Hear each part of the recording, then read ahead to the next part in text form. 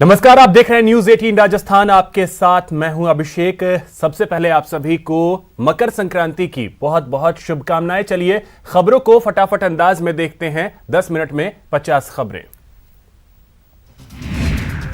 CM Gehlot Delhi दौरे पर हैं। सीएम का आज नागपुर जाने का कार्यक्रम है, जहां वो कांग्रेस नेता अविनाश पांडे के बेटे की शादी समारोह में शिरकत करेंगे।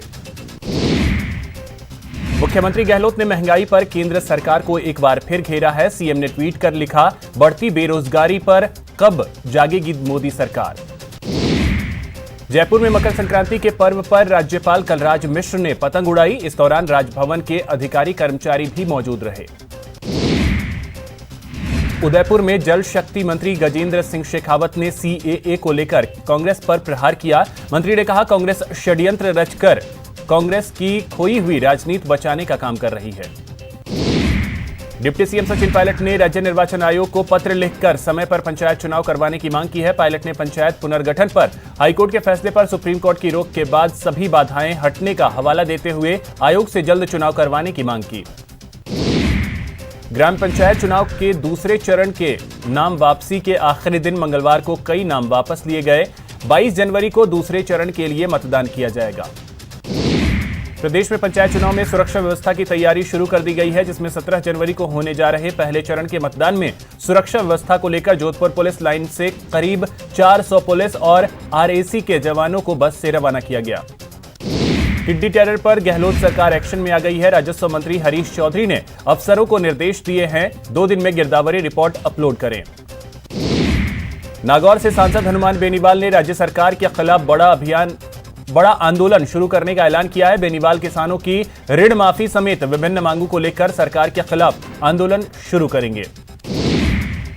मकर संक्रांति के मौके पर परिवहन मंत्री प्रताप सिंह खाचरियावास ने जयपुर में परिवार संग पतंगबाजी में हाथ आजमाए। इस मौके पर मंत्री ने सीएए के बहाने बीजेपी पर निशाना साधा। प्रदेश के किसान अपनी फसल बीमा का प्रीमियम आज तक जमा करवा सकेंगे। बता दें कि प्रीमियम जमा करने की समय सीमा 31 दिसंबर को खत्म हो चुकी थी। जयपुर में देसी विदेशी सैलानियों ने भी पतंगबाजी का जमकर लुत्फ उठाया। पर्यटन मंत्री विश्वेंद्र सिंह और राजसमंद सांसद दिया कुमारी ने पतंग उड़ाकर काइट फेस्टिवल का शुभारंभ किया। जयपुर में इंटरनेशनल काइट फेस्टिवल में पतंगबाजी की धूम देखने को मिली। पतंगबाजी के साथ रंगारंग सांस्कृतिक कार्यक्रम का आयोजन किया गया। राजधानी के डबल मर्डर मामले में रिमांड खत्म होने पर दोनों आरोपियों को आज कोर्ट में पेश किया जाएगा। अलवर में पंचायत चुनाव में अवैध शराब बांटने के खिलाफ पुलिस ने कार्रवाई करते हुए 2 लोगों को गिरफ्तार किया है और शराब से भरी जीप को पकड़ लिया है, जिसमें 53 पेटी शराब जब्त की गई। जयपुर में चाइनीज मांझे को लेकर पुलिस प्रशासन की ओर से 15 दिन से अभियान चलाया जा रहा है। वहीं पुलिस ने इंद्रपुरी कॉलोनी में एक युवक को चाइनीज मांझे के साथ गिरफ्तार किया। नागौर के बालाजी थाने में पारिवारिक कलह से तंग आकर एक विवाहिता ने मंगलवार को मासूम बच्चियों के साथ टांके में कूदकर जान दे दी। पुलिस ने तीनों के शवों को बाहर निकाला। डूंगरपुर नगर परिषद ने प्रतियोगी परीक्षाओं की तैयारी कर रहे युवाओं को निःशुल्क कोचिंग देने का फैसला लिया है, जिसकी शुरुआत 20 जनवरी से नगर परिषद के हॉल में होगी। राज्य सरकार के निर्देश पर कोटा में वन विभाग ने प्रवासी और अप्रवासी पक्षियों की गणना शुरू कर दी है। मिड विंटर वाटरफॉल सेशंस के जरिए 22 जनवरी तक पक्षियों की गिनती की जाएगी। जोधपुर शहर में अवैध घरेलू गैस रिफिलिंग के गोरख धंधे पर पुलिस ने बड़ी कार्रवाई की है। पुलिस ने शहर के 10 इलाकों में छापामारी कर 10 आरोपियों से 62 घरेलू गैस सिलेंडर जब्त किए। चूरू जिले के सांडवा थाना क्षेत्र में मंगलवार एक पैंथर ने 3 ग्रामीणों पर हमला कर दिया, जिसकी वजह से तीनों घायल हो गए। जिसके बाद ग्रामीणों ने पैंथर को घेर कर पत्थर डंडों से मार डाला और शव गाड़ दिया। सेना आज अपना 72वां सेना दिवस मना रही है। इस खास मौके पर पहली बार एक महिला अधिकारी कैप्टन तानिया शेरगिल पुरुषों की सभी टुकड़ियों का नेतृत्व करेंगे। तानिया शेरगिल सेना के सिग्नल कोर में कैप्टन हैं। थल सेना प्रमुख जनरल एम नरवणे ने कहा कि भारतीय सेना की प्राथमिक जिम्मेदारी शीर्ष स्तर की तैयारियां बरकरार रखना है। उन्होंने सभी कर्मियों, खासकर पाकिस्तान, चीन की सीमाओं और सियाचिन ग्लेशियर के रक्षा करने वाले जवानों से कहा कि वे हर समय सतर्क रहें।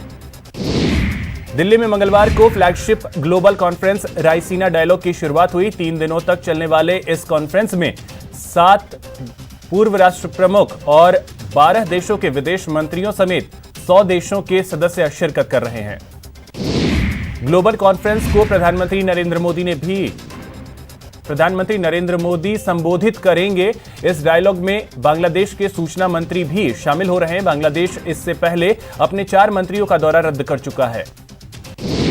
अमेरिका ईरान तनाव के बीच ईरान के विदेश मंत्री जवाद जरीफ 4 दिन के भारत दौरे पर दिल्ली पहुंचे। जवाद जरीफ आज पीएम मोदी से मुलाकात करेंगे। साल 2020 का पहला मन की बात कार्यक्रम गणतंत्र दिवस पर होगा। इस कार्यक्रम के लिए आम लोगों से उनके आइडिया मांगे गए हैं। गृह मंत्री अमित शाह आज गुजरात के गांधीनगर में भारतीय कौशल संस्था की ओर से आयोजित स्किल यूनिवर्सिटी का शिलान्यास करेंगे। इस कार्यक्रम में CM Vijay Rupani, deputy CM Nitin Patel, businessman Ratan Tata समेत कई नेता और अधिकारी मौजूद रहेंगे। दिल्ली में राष्ट्रीय राजमार्ग उत्कृष्टता पुरस्कार 2019 का आयोजन हुआ, जिसमें सड़क परिवहन और राजमार्ग मंत्री नितिन गडकरी समेत कई अधिकारियों ने शिरकत की। यूपी कांग्रेस कमेटी की ओर से पार्टी नेताओं के लिए आज से 4 दिवसीय राज्य स्तरीय प्रशिक्षण शिविर का आयोजन किया जा रहा है। कार्यक्रम में यूपी कांग्रेस प्रभारी प्रियंका गांधी वाड्रा के साथ राष्ट्रीय स्तर के नेता शिरकत करेंगे। सीएए के खिलाफ केरल सरकार सुप्रीम कोर्ट पहुंची है। केरल सरकार ने सुप्रीम कोर्ट में याचिका दाखिल की है। कांग्रेस नेता मणिशंकर अय्यर मंगलवार को शाहीन बाग में नागरिकता कानून के खिलाफ धरने में शामिल हुए। इस दौरान उन्होंने कहा कि विरोध में जो भी कुर्बानियां देनी हो, इसमें मैं भी शामिल होने के लिए तैयार हूं। भारत और ऑस्ट्रेलिया के बीच हो रहे 3 मैचों की वनडे सीरीज का पहला मुकाबला मुंबई के वानखेड़े स्टेडियम में खेला गया, जहां दर्शकों ने नागरिकता संशोधन कानून का सांकेतिक विरोध किया। इन लोगों ने कानून के खिलाफ टी-शर्ट पहनकर स्टेडियम में मैच देखा। दिल्ली विधानसभा चुनाव के लिए आम आदमी पार्टी ने सभी 70 सीटों के लिए अपने उम्मीदवारों की सूची जारी कर दी है। अरविंद केजरीवाल नई दिल्ली से चुनाव लड़ेंगे, तो मनीष सिसोदिया पटपड़गंज सीट से फिर से किस्मत आजमाएंगे। बसपा सुप्रीमो मायावती आज अपना 64वां जन्मदिन मना रही हैं। मायावती के जन्मदिन को पार्टी कार्यकर्ता जन कल्याणकारी दिवस के रूप में मनाएंगे। जम्मू कश्मीर के कुपवाड़ा में एवलॉन्च में 6 जवानों की मौत हो गई। मृतकों में 6 सेना और 1 बीएसएफ का जवान है, जबकि 2 लापता है। यह हादसा एलओसी के पास कुपवाड़ा के मच्छल सेक्टर में हुआ। जम्मू कश्मीर के जम्मू, सांबा, कठुआ और रियासी जिलों में 2G मोबाइल इंटरनेट सेवा शुरू होगी। प्रशासन ने होटलों, शैक्षणिक संस्थानों और यात्रा प्रतिष्ठानों में ब्रॉडबैंड इंटरनेट सुविधा की अनुमति दे दी है। निर्भया केस में फांसी की सजा पाए एक आरोपी ने अब राष्ट्रपति के सामने दया याचिका दाखिल की है। इससे पहले 2 दोषियों के क्यूरेटिव पिटीशन को मंगलवार को सुप्रीम कोर्ट ने खारिज कर दिया। निर्भया केस में फांसी की सजा टालने के लिए दोषी विनय ने दिल्ली हाईकोर्ट का दरवाजा खटखटाया। डेथ वारंट को चुनौती देने वाली याचिका पर सुनवाई आज होगी। 2013 में दिल्ली में 5 साल की बच्ची के रेप मामले में कड़कड़डूमा कोर्ट आज फैसला सुनाएगी। केस में 59 गवाह के बयानों के बाद 2 आरोपियों पर फैसला आएगा। सोने के गहनों में अब जरूरी होगा हॉलमार्क। आज से गहनों पर हॉलमार्क लगाने की प्रक्रिया शुरू कर दी गई है। चेन्नई इंटरनेशनल एयरपोर्ट पर कस्टम विभाग ने बड़ी कार्रवाई को अंजाम दिया। विभाग ने 2.32 लाख अमेरिकी डॉलर के साथ 3 लोगों को गिरफ्तार किया। तमिलनाडु के वेल्लोर में भीषण सड़क हादसा हुआ। यहां करीब 10 गाड़ियां आपस में टकरा गई, जिसमें 10 लोग घायल हो गए। बिहार के दानापुर के रहने वाले कराटे खिलाड़ियों की 11 सदस्यीय टीम ने बैतूल में ट्रेन में टीसी के साथ मारपीट कर दी। ये लोग चेन्नई से खेलकर वापस लौट रहे थे। मुंबई में कुर्ला रेलवे स्टेशन के पास एक मालगाड़ी पटरी से उतर गई। हादसे के बाद मौके पर पहुंचे अधिकारियों और रेलवे कर्मचारियों ने मालगाड़ी को पटरी पर चढ़वाया।